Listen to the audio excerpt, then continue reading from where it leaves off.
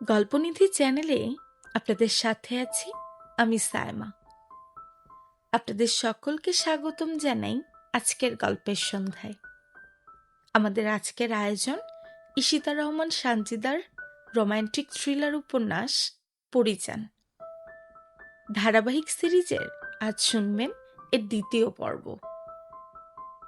আপনি যদি গল্প ভালোবাসেন সাবস্ক্রাইব করে পাশে থাকুন।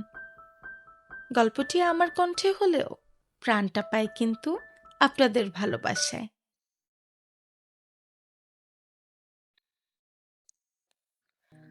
বিশাল ছই বাঁধানো নৌকাটি থামল গায়ের জমিদার আফতাবউদ্দিনের বাড়ির সামনে। গায়ের সব ঘরবাড়ি বন্যায় তলিয়ে গেলেও জমিদার বাড়ির উঠোন ছুঁতেও পারেনি এই পানি। কিন্তু টানা যদি আরো কয়েকদিন বৃষ্টি হয় তবে অনায়াসে এই বাড়ির উঠোনেও পানি প্রবেশ করবে তা নিশ্চিত। বলা যায় উঁচু জায়গায় বাড়িটি হওয়ার দরুন বন্যায় পানি স্পর্শ করেনি এই বাড়িটিকে। মোগল আমলের বাড়িটি। সামনের উঠোন পেরিয়ে সদর দরজা পেরুলেই ডানে বামে দুটি বড় বড় পাকা ঘর। তারপর আরও একটি দরজা পেরুলেই বড় দোতলা বাড়িটি স্পষ্ট হয়ে উঠে। বাড়ির দেয়ালগুলো কেমন নিস্তেজ, রং উঠে গিয়ে কেমন সবুজাব বর্ণ ধারণ করেছে। আফতাব চাইলে এই বাড়ি রং করাতে পারে, কিন্তু তিনি তা করেন না, কারণ তার পূর্বপুরুষদের চিহ্ন এই বাড়ি। তাদের ছোঁয়া আছে এই বাড়ির প্রতিটি আনাচে কানাচে। আভিজাত্যের ছোঁয়া তাই তিনি এই বাড়িতে দিতে চান না। বৃষ্টি বাদলে দেয়াল ভিজে কালচে হয়ে যাচ্ছে, তবুও বাড়ির দিকে ফিরে তাকান না তিনি। এতে লোকে যা বলার বলুক, তাতে তিনি কান দেন না। নৌকা থেকে বের হয়ে এলো 6 জন যুবক যুবতী। তাদের ব্যাগগুলো মাঝিরা বের করেছে। ছেলে 3 জন নৌকা থেকে নেমে আসলেও মেয়ে 3 জন আসতে পারল না, কারণ সামনে কাদায় ভরা। এখানে নামলে নির্ঘাত আছাড় খাবে ওরা। তাই সম্পান কাঠের তক্তাটা নৌকা থেকে মাটি বরাবর রাখল। সহজেই মেয়েগুলো নেমে পড়ল। সবাই নিজেদের ব্যাগ হাতে নিয়ে বাড়ির উঠানে আসতেই অবাক হয়ে দেখতে লাগলো বাড়িটি। সত্যি বাড়িটি অনেক পুরনো। সদর দরজার সম্মুখে আসতেই 2 জন জোয়ান লাঠি হাতে সামনে দাঁড়ালো। গমগম কণ্ঠে জিজ্ঞেস করল, কারা আপনারা, কি চান? নাইম নামের ছেলেটি লোকটির কথার জবাব দিল, আমরা শহর থেকে এসেছি। এই গ্রামের জমিদার এনেছেন আমাদের। বন্যায় অনেক মানুষ নাকি অসুস্থ হয়ে পড়েছে, তাই। কথা শেষ করতে পারল না নাইম, তার আগেই পেছন থেকে সম্পান বলে উঠল, আরে দাদা, ওনারা ডাক্তার, জমিদার বাবু শহর থেকে আনাইছে। আর কথা বলতে হলো না সম্পানকে। লোক 2 জন সবাইকে ঘরে ঢোকার অনুমতি দিল। সদর দরজা পেরোয়েই বৈঠক ঘরে আসলো সবাই। তৎক্ষণাৎ একটা মেয়ে দৌড়ে এসে বলল, খারান বাবু, পুরুষ মানুষ ভেতরে যাইতে পারবেন না, আপনারা এইখানেই বহেন, আমি বড় মারে ডাইক্কা আনতেছি। মেয়েটা বসতে দিয়ে ছুটে চলে গেল ভিতরে।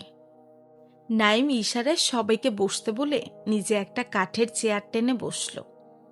শহর থেকে 6 জন এসেছে ওরা। আরো কয়েকজন বড় বড় ডাক্তার আসবে, তবে একটু সময় লাগবে। মেডিকেলের স্টুডেন্ট ওরা। নাইম, আসিফ, শেখর, মিষ্টি, রুমি ও পালক। ওদের টিম প্রতিটি দলে 6 জন ভাগ হয়ে এক এক গ্রামে গিয়েছে। দেশের অবস্থা ভালো না। বন্যায় ভেসে গেছে গ্রামের পর গ্রাম।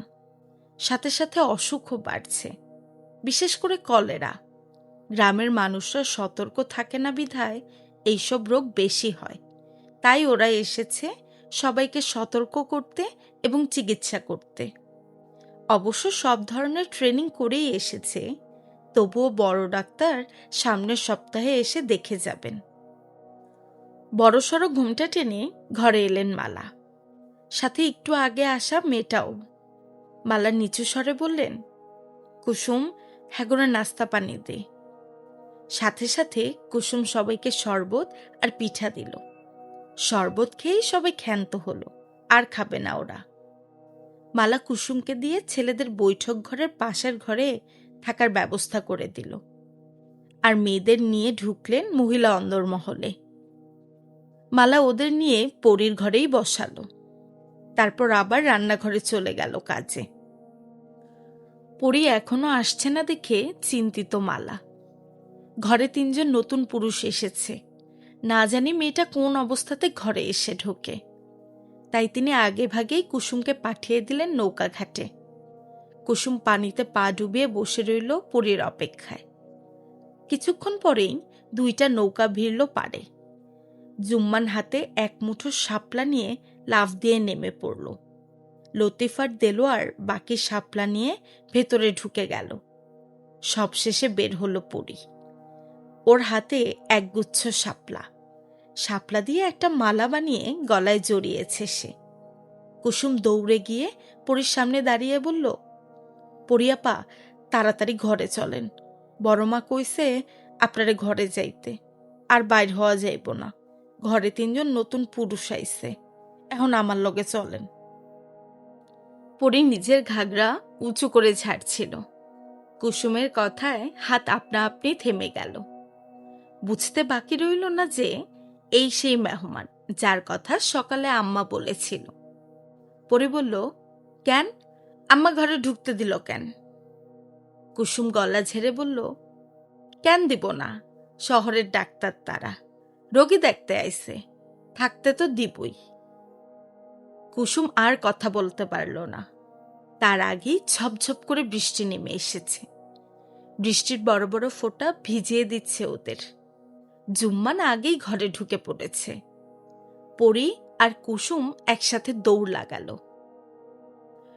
হাতে শাপলাগুলোর পাপড়ি ঝরে পড়তে লাগলো মেঝেতে। বৈঠক ঘরের উঠোন পাকা করা। পরীর কর্দমাক্ত পা ফেলার দরুন পায়ের ছাপ সেখানে স্পষ্ট হয়ে উঠেছে, সাথে শাপলার পাপড়ি ছড়িয়ে পড়েছে। নাইম নিজের ঘরের বারান্দায় বসে বসে নিজের জুতো পরিষ্কার করছিল। আসার সময় কাদা লেগে গেছে। হঠাৎ কারো পায়ের শব্দে উঠানের দিকে তাকালো। তার মধ্যে একজনকে নাইম চেনে। সে হলো কুসুম, এই বাড়ির কাজের মেয়ে। কিন্তু দ্বিতীয়জনকে সে চিনল না। ওড়নাটা বোরখার নিকাবের ন্যায় পড়ে আছে বিধায় মুখটাও দেখতে পারল না সে। মেঝেতে তাকিয়ে এক দৃষ্টিতে পরীর পায়ের ছাপ আর শাপলার পাপড়িগুলো দেখতে লাগলো সে। বেশিক্ষণ স্থায়ী হলো না সে পায়ের ছাপ। বৃষ্টির পানিতে ধুয়ে মুছে গেল। নাইম বসা থেকে উঠে দাঁড়ালো, তারপর নিজ কক্ষে চলে গেল। বৈঠক ঘর পেরিয়ে মহিলা অন্দরে ঢুকতেই বৃষ্টির তোড় যেন আরো বাড়ল। বড় উঠান পেরিয়ে খোলা বারান্দায় আসতে আসতেই ভিজে গেছে পরী। হাতের শাপলাগুলো মেঝেতে রেখে হাত পা ঝাড়ল সে। কুসুম ততক্ষণে রান্নাঘরে চলে গেছে। বাড়িতে মেহমান এসেছে, রান্না করতে তো হবেই। ভেজা জামা কাপড় ছাড়বে বলে পরী আবার দৌড় দিল। ধূপধাপ শব্দ এলো পরীর পায়ের, কিন্তু পরক্ষণেই থেমে গেল সে, নিজের ঘরে অচেনা গন্ধ পেয়ে। রুমি বিছানায় গা এলিয়ে দিয়ে ঘুমিয়ে পড়েছে। পালক আর মিষ্টি ব্যাগ খুলে কিছু খোঁজায় ব্যস্ত। কারো আগমনের আভাস পেয়ে দুজনেই ঘাড় ঘুরিয়ে তাকালো। পরীকে দেখে চিনল না ওরা। পরী নিজ কক্ষে প্রবেশ করতে করতে বলল, কারা আপনারা? আমার ঘরে কি করেন? ওরা দুজনেই থতমত খেয়ে গেল। কার ঘরে মালা ওদের রেখে গিয়েছে তা তো ওরা জানে না। যেখানে ওদের থাকতে দেওয়া হয়েছে ওরা সেখানেই থাকছে। পরে আরেকটু কাছে এসে দাঁড়িয়ে আবার একই প্রশ্ন করতেই মিষ্টি জবাব দিল, আমরা শহর থেকে এসেছি। এই গ্রামের জমিদারের গিন্নি মানে মালা বেগম আমাদের এই ঘরে থাকতে বলেছেন। সঙ্গে সঙ্গে পরীর রাগ আসমান ছুঁয়ে গেল। যেখানে নিজের জিনিসপত্রে কারো হস্তক্ষেপ সে পছন্দ করে না, সেখানে একই ঘরে অন্য মেয়েদের সাথে সে থাকবে কিভাবে? সাথে সাথেই পরী গলা ফাটিয়ে মালাকে ডাকতে শুরু করল, আম্মা, আম্মা, আম্মা যান একটু এদিকে আহেন দেহি। কিন্তু মালার পরিবর্তে ঘরে এসে হাজির হলো আবেরজান বেগম। লাঠিতে ভর দিয়ে এসে তিনি বললেন, মাইয়া মানুষ এত গলা বাজাস কেন? তোরে না করছি না? এত চিল্লাস কেন বারবার? পরি দ্রুত পদে দাদির নিকটে গিয়ে দাঁড়িয়ে বলল, আমারে না জানাইয়া আমার ঘরে মানুষ ঢুকতে দিল কেন? আবিরজান পান চিবুতে চিবুতে বলল, অহর্নিতে ওরা আইলো, একটু জিরাইতে দে, তোর মায়ের মেলা কাম এখন, পরে অগরে অন্য ঘরে নিয়ে আইব। লাঠির ভরে চলে গেল আবিরজান। মিষ্টি আর পলক লজ্জায় মাথা নুইয়ে ফেলেছে। প্রথম দিনেই এত বড় অপমান মেনে নিতে পারল না ওরা। মেয়েটা কিভাবে সামনাসামনি কথাগুলো বলে ফেলল? রুমে এতক্ষণ ঘুমাচ্ছিল, পরীর চেল্লানোর ফলে ধরফরিয়ে ওঠে সে। পরবর্তী কথাগুলো ওর কানে যেতেই লজ্জাবোধে মাথা নিচু করে ফেলে। এখন ওদের মনে হচ্ছে এই গ্রামে আসাটাই ভুল হয়েছে ওদের। পরি কথা না বলে সামনে পা বাড়ালো, কাঠের সাথে লাগানো আয়নার সামনে গিয়ে দাঁড়ালো। অনেকটা দেখতে ড্রেসিং টেবিলের মতো। তার সামনে কয়েকটা কৌটা আর কতকগুলো রং বেরঙের ফিতা।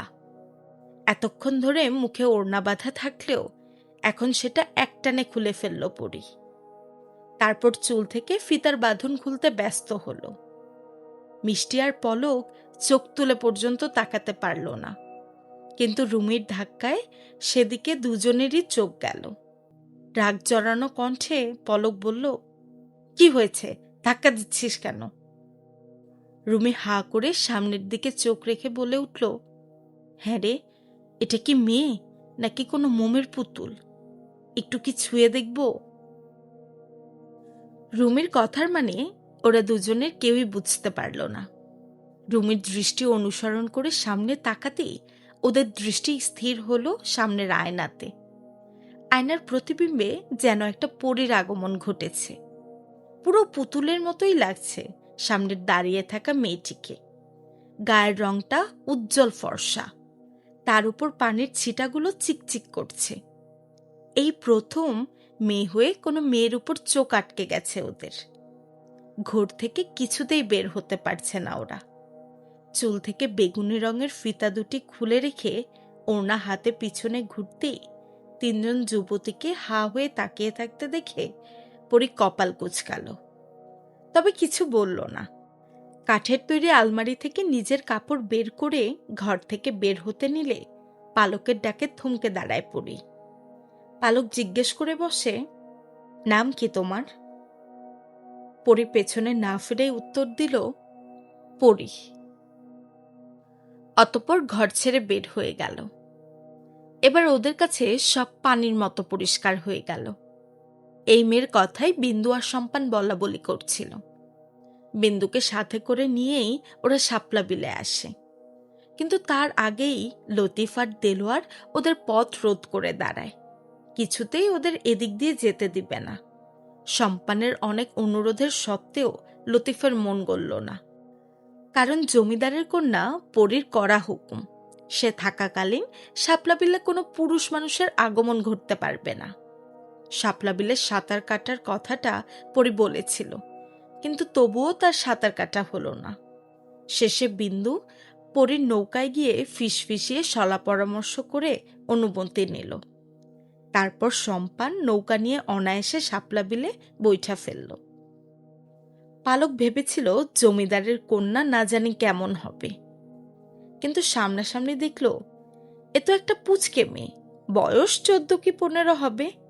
এই মেয়ের রূপের যেমন তেজ, মেজাজেরও তেমন ঝাঁজ, সব মিলিয়ে আগুন বলা যায়। মিষ্টি বড় একটা দম ফেলে বলল, এটা মেয়ে নাকি বিচুটি পাতা? এভাবে কেউ কারোর সাথে কথা বলে? শহর থেকে এসেছি, মেহমানই তো ওদের, সেজন্য এভাবে কথা বলবে? তবে মিষ্টির কথা কেউ কানে তুলল না। রুমি চোখ কচলে বলল, এত সুন্দর মেয়ে আমি এই প্রথম দেখলাম। হবেই তো, দেখলি না এই পরীর মা কত সুন্দর? যৌবনকালে ওই মহিলার তো আরো সুন্দর ছিল মনে হয়, মায়ের মতোই হয়েছে মেয়েটা। পালকের কথায় রুমি খাট থেকে নেমে এসে ওকে জড়িয়ে ধরে বলল, ছেলে হলে এই মেয়েটাকে এক্ষুনি বিয়ে করে ফেলতাম। হাসলো পালক, তোর মতো সাধারণ মেডিকেল স্টুডেন্টের কাছে জমিদার তার মেয়ে বিয়ে দিত বুঝি? জমিদার, রাজকুমার, রাজা হওয়ার একটা সুবিধা আছে জানিস, রাজ্যের সবচেয়ে সুন্দরী রমণী তাদের জন্য বরাদ্দ থাকে। পালক আর রুমির দুষ্টুমি পছন্দ হলো না মিষ্টির। মিষ্টির নাম মিষ্টি হলেও কথায় ঝাল মেশানো থাকে সব সময়। মূল কথা হলো পরীর সৌন্দর্য ওর পছন্দ হয়নি। ওরাও সুন্দর, ফর্সা গায়ের রং, কিন্তু পরীর মতো অত নয়। দুপুরে খাওয়ার ডাক পড়তেই সবাই একসাথে খেয়ে নিল, কিন্তু খাওয়ার সময়ও ওরা কেউই পরীকে দেখতে পেল না। ছেলেদের আগে খেতে দেওয়া হলো, আর মেয়েদের পরে। খাওয়া শেষ করে কিছুক্ষণ বিশ্রাম নিয়ে বের হলো ওরা। ঘাটে ওদের জন্য নৌকা বাঁধাই আছে। ব্যাগপত্র নিয়ে দ্রুত নৌকায় চেপে বসে সবাই। এখন ওরা গ্রামের আশ্রয় কেন্দ্রে যাবে। সেখানে শতাধিক মানুষ আছে, অর্ধেকের বেশি অসুস্থ। সেখান থেকে ওরা জমিদারের বাগান বাড়িতে যাবে। সেটিও বর্তমানে আশ্রয় কেন্দ্রে পরিণত করেছে আফতাব। নৌকায় বসে পালক আর রুমি ফিসফিস করে কথা বলছে আর হাসছে। ওদের কাণ্ড দেখে নাইম জিজ্ঞেস করলো, কিরে, তোরা নিজেদের মধ্যে কি বলছিস? আমাদেরকেও বল, শুনি।